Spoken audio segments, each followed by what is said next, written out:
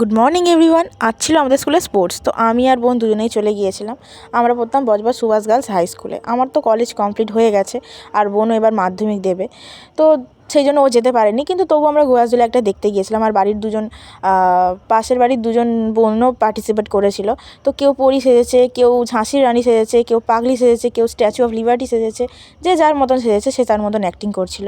আর তার মধ্যে ম্যামের এখানে স্কোর দিয়ে দিচ্ছে যে কে কীরকম সেজেছে না সেজেছে অ্যাক্টিংয়ের উপর ভিত্তি করে। তারপর এখানে হচ্ছে সেই বোনটা যারা এখানে অ্যাক্টিংটা করে দেখাচ্ছে, ওরা দুজনে কী সেজেছিল। তো এরকম করতে করতে তারপরে ম্যামেদেরও প্রাইজ দিয়ে দেওয়া হলো। ম্যামেরা প্রাইজ নিয়ে নিল, স্টুডেন্টদেরও দিয়ে দেওয়া হলো, স্টুডেন্টরাও নিয়ে নিল কে কোন পদে অধিকার করেছে সেইভাবে। আর স্ট্যাচু অফ লিবার্টি ফার্স্ট হয়েছিল কোয়াজুলাইকের মধ্যে। তারপরে এখানে বোন ভিখারি সেজেছে, তো বোন এখানে বোনদেরটা নিয়ে সব অ্যাক্টিং করছে। তারপর সবাই ফিরে যাচ্ছে, সেই আমাদের সব কথা মনে পড়ছিল আমাদের স্কুলের। তো ব্লু হাউস এখানে জিতেছিল, তো আমরাও ছিলাম ব্লু হাউস। এইভাবেই আমাদের দিনটা শেষ হলো।